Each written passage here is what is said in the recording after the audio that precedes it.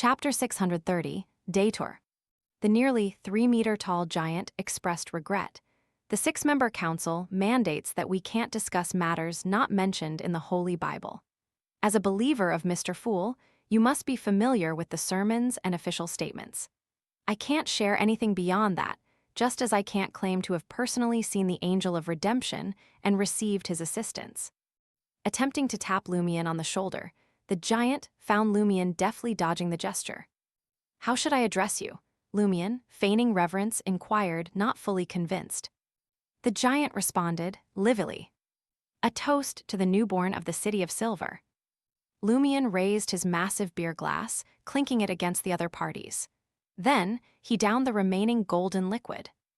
Rubbing his bulging stomach, he gestured towards the washroom, indicating his need to relieve himself. The beer in the new City of Silver wasn't extraordinary, but the cups were simply too large. After 2 glasses, Lumion's physique and alcohol tolerance reached their limit. He wasn't drunk, he was just stuffed. Entering the washroom, Lumion stood before one of the urinals, unbuckling his belt and narrowing his eyes. Amidst the splashing sounds, a giant more than 3 meters tall entered and chose the urinal beside him.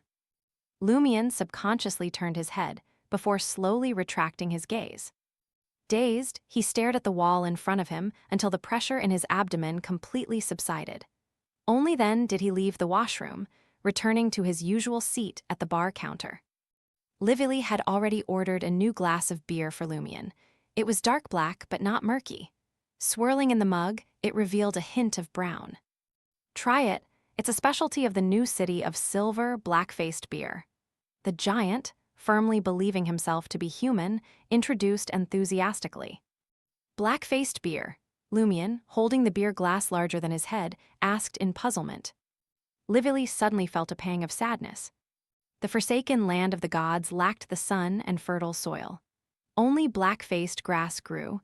It was our staple, sustaining generations of City of Silver residents. Though always insufficient, it was better than nothing. Back then, brewing alcohol from black-faced grass was impossible. It was too extravagant. Heh, now with food, meat, and milk in abundance, I've grown taller again. I'm 30 centimeters taller than before. Can black-faced grass still be planted in the new City of Silver, grown underground? Although Lumion wasn't a planter, having grown up in the countryside, he knew that in extreme environments, those plants might not survive under normal circumstances. Livily smiled. "It can be planted, it can grow in any environment. Of course, we've had someone modify the black-faced grass seeds to make them more suitable for the current conditions. Its texture is actually quite different from before, even more flavorful. Give it a try. You won't find this beer elsewhere. We don't grow much ourselves. It's mainly to remember the past." Lumion raised the beer glass to his lips with interest, taking a large gulp. The first thing he tasted was the normal, faint fragrance of wheat. Then, he experienced a refreshing grass-like stimulation in the sweet alcohol. Finally, a subtle milky taste filled his mouth. "Not bad, it's a special and wonderful experience." Lumion was generous with his praise. Curious, he inquired, "Do you have any liquor brewed from black-faced grass?" Livily's expression darkened as he shook his head. "We in the new City of Silver consider alcoholism debased, indulgent, and a waste of food. That's why we reject liquor." At this point he paused. "Besides, black-faced grass doesn't seem suitable for brewing. Even if it's made into beer, drinking too much will cause hallucinations. I can only handle 3 glasses at a time." Minor toxicity? In the forsaken land of the gods, people from the new City of Silver relied on eating this plant to survive generation after generation. It wasn't easy. Lumion recalled his sister's occasional jokes and smirked. "If you drink too much, will you see a group of little people dancing?" Livily pondered for a moment and replied, "No, hallucinations are usually different.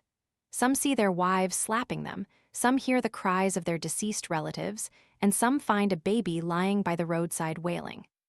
Lumion couldn't bear to hear about matters involving babies crying, so he lost interest and focused on the taste of the black-faced beer. After finishing the glass, he made another trip to the washroom before leaving the bar. He planned to take advantage of the afternoon sun to stroll around New Silver City and teleport back to the Berries docked at Port Hanth in the evening. In the sparsely populated yet unusually towering buildings, half-giants roamed.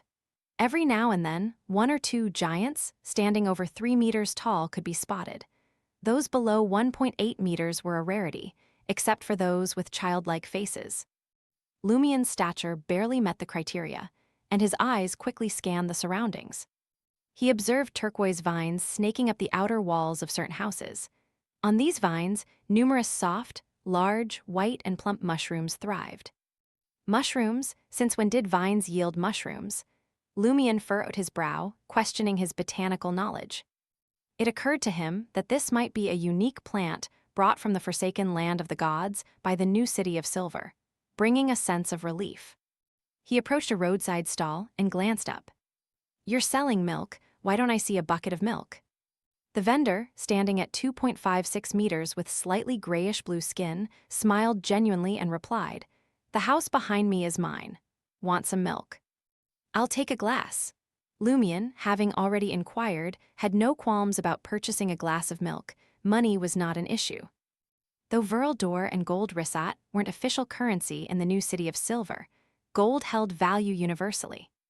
The vendor cheerfully grabbed a cup, turned around, and headed to his 2-story house. He reached out and plucked a soft, white mushroom. He aimed the mushroom at the cup and squeezed it. Milk-white liquid gushed out, rapidly filling the cup.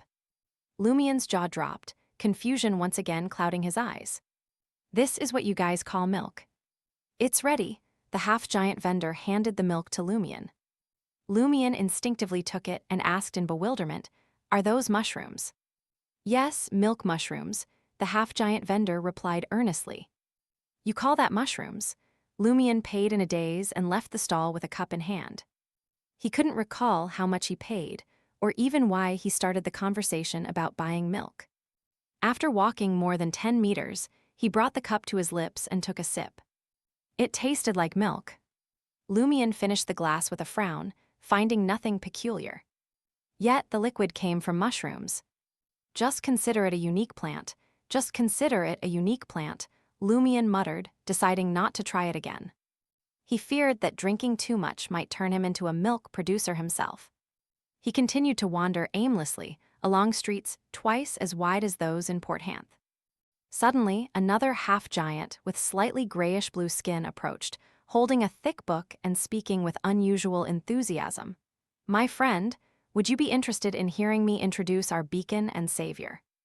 Lumien smiled, pressed his hand to his chest, and bowed.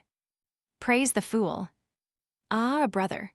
The half-giant was both disappointed and delighted. The two of them conversed in ancient Fasak, but Lumien had overheard New City of Silver residents occasionally speaking Jotun, a language that could stir supernatural powers. "Are there usually foreigners here?" Lumien asked casually. The half-giant smiled and replied, "We often have foreigners visiting, exploring, and sightseeing. In the early years, some chose to settle here, but most eventually moved away.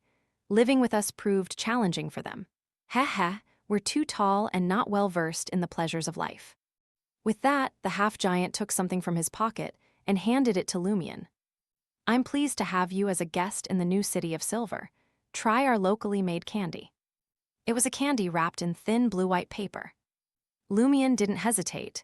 He took it, tore off the wrapping, and popped the white candy into his mouth. The rich milky aroma and smooth sweetness quickly unfolded on his tongue, creating a delightful experience. Milk flavor, Lumien's curiosity sparked as he inquired with a peculiar expression, "Is this milk candy?" "Yes," the proselytizing half-giant replied with a smile. "What kind of milk did you use?" Lumien hadn't anticipated ever asking such a question. The half-giant replied naturally, "Milk from the milk mushrooms." Lumien held the milk candy in his mouth, torn between spitting it out or swallowing it. He sensed the genuine warmth and enthusiasm when the other party shared the milk candy. As time passed, Lumien witnessed mushrooms with a cooked meat fragrance, mushrooms smelling like fish, and various peculiar mushrooms. His gaze turned lost as he observed the half-giants and giants joyfully sharing their food. Unconsciously, he arrived at a corner of the new city of Silver. A towering building stood there. It was split into two sections.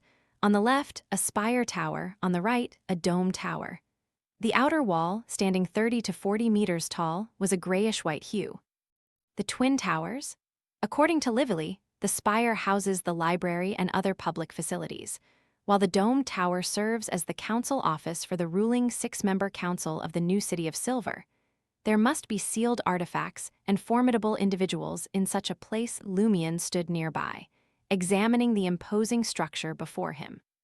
His eyes moved across the dome tower and noticed black plants resembling hair growing from the cracks near the ground. They hung there, swaying occasionally in the wind. Lumion diverted his attention and headed towards the spire, eager to explore the books passed down in the new city of Silver, a human settlement existing in the forsaken land of the gods for thousands of years.